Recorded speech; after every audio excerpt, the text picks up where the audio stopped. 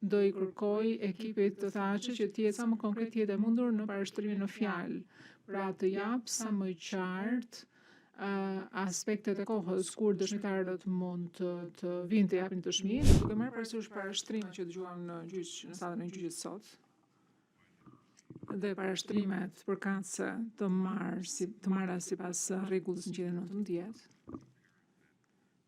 është e qartë se nuk ka dëshmitar për të dëgjuar të paktën javën që fillon me 7 prill 2026.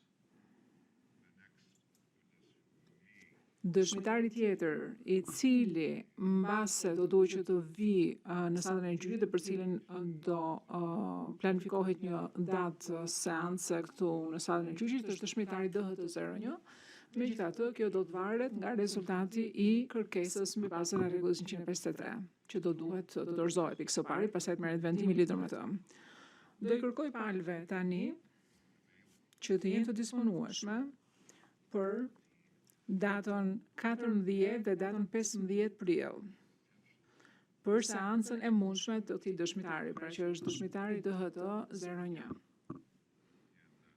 Do I kërkoj ekipit të thashë që t'jetë sa më konkret jetë e mundur në parashtrimin në fjalë, pra të jap sa më qartë aspektet e kohës kur dëshmitarët mund të vinë të japin dëshminë, në qoftë se ato kategorizohen si dëshmitar ekspert, do të thënë kur janë të disponueshëm për të dhënë dëshmi, kjo është e para, dhe e dyta, në qoftë se ato do të paraqiten brenda 30 ditëve, duhet që t'jepet shkaku I duhur, I përligjur për të shkurtuar afatet e parashtuara në urdhrin për zhvillimin e gjykimit. Dhe përveç kësaj, në qoftë se ata do dëgjohen pas datës 28 prill, do duhet që t'jepen shkaqet e përligjura për justifikimin e ndryshimit të kalendarit që është miratuar.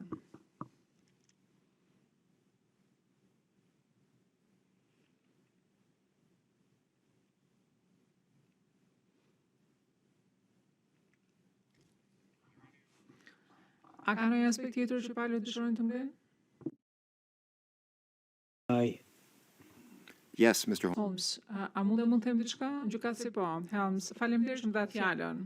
Sikur se mund ta keni vërejtur nderuar gjykatës, ne kemi dorëzuar mocione për pranimin e 4 dëshmitarëve, mbështetur në rregullën 153.